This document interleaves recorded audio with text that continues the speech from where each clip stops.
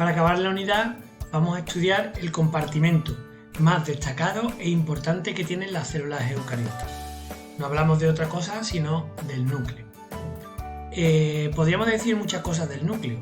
Generalmente las células eucariotas poseen un único núcleo que puede tener formas variables, pero en general suele ser muy redondito y está en el centro de la célula. De forma general podemos decir que el núcleo presenta 4 elementos fundamentales que tenéis aquí en este cuadro naranja. El primero de ellos es la envoltura nuclear, aquí la tenéis en morado, ¿vale? Es una membrana con estructura típica de membrana biológica, pero en este caso se da la circunstancia de que es una membrana doble y que además presenta poros que permiten que se comunique el citoplasma con el plasma que hay en el interior del núcleo, que es el nucleoplasma. Nucleoplasma, que es el segundo de los elementos destacables del núcleo. Es una solución acuosa situada en el interior del núcleo, en el que flota el ADN y que tiene una naturaleza, una composición muy similar al citoplasma debido a la continua conexión que existe a través de los poros entre el citoplasma y el nucleoplasma.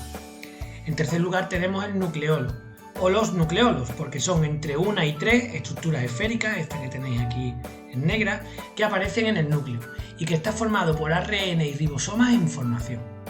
Por último, y como elemento más destacado, tenemos la cromatina. La cromatina es como llamamos al material genético o ADN cuando está en el interior del núcleo. Y está formada, como podéis observar, por una maraña de filamentos largos que son los que contienen la información genética del organismo, de la célula en particular y del organismo en general. Para entender cómo funciona el núcleo de la célula, os voy a explicar ahora el ciclo celular.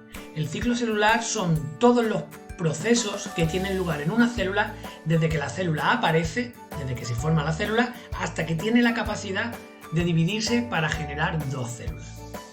A grandes rasgos, el ciclo general de una célula eucariota presenta 2 grandes fases.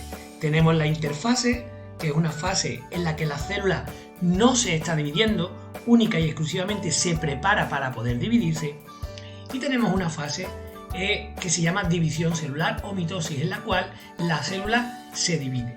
Fijaros, nuestras células se dividen para multiplicarse.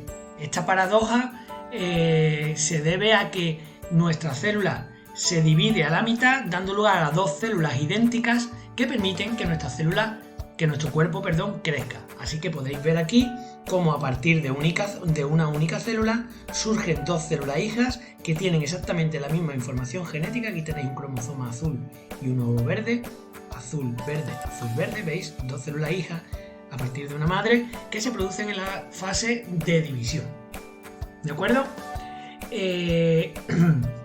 La fase de no división, la interfase, consta a su vez de otras 3 fases.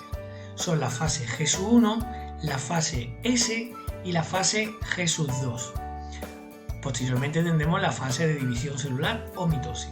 ¿Qué ocurre en cada una de esas fases? Pues como digo, durante la interfase, que es esta parte que está amarilla, la célula no se divide, simplemente lo que va a hacer es prepararse para dividirse. Así que a partir del momento de inicio en el que aparece la célula hija, lo primero que tiene que ocurrir es que la célula va a crecer, sufre una etapa de crecimiento generalizado hasta que alcanza el tamaño óptimo que tienen las células del tipo que sea.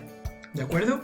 En esta fase puede ocurrir algunas veces la fase G0, y es que algunas células se diferencian y pierden la capacidad para dividirse, como pueden ser las neuronas. Las neuronas, una vez que han pasado la fase G1, ¿vale?, y han llegado a su tamaño original, ya pierden la capacidad de dividirse.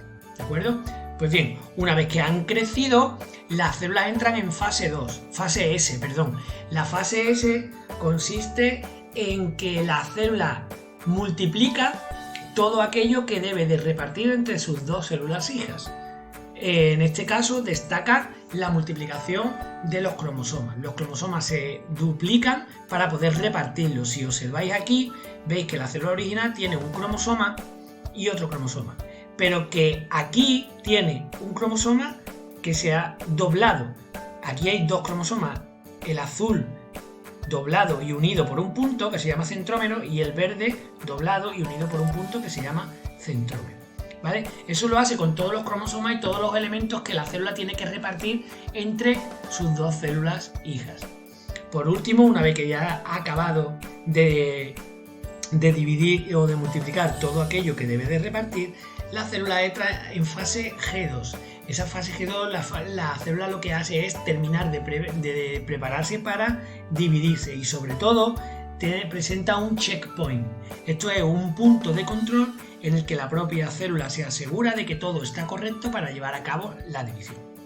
Una vez que se da el visto bueno, la célula entra en división celular, que como podéis observar aquí está ocurriendo lo que hay aquí. La célula con sus dos cromosomas divididos los pone en el centro, se separan y tenemos dos células hijas idénticas. Os pongo aquí una imagen al microscopio electrónico de células de las raíces de cebolla. Fijaros, esta célula es una célula en interfase en la que tenemos el núcleo perfectamente formado, mientras que esta célula es una célula que está en división. Veis que no aparece el núcleo, porque el núcleo desaparece durante la división, y que los cromosomas se están separando, dirigiéndose hacia los polos. Esto lo entenderéis mejor cuando veamos detenidamente la mitosis, que es el mecanismo de división de las células de nuestro organismo.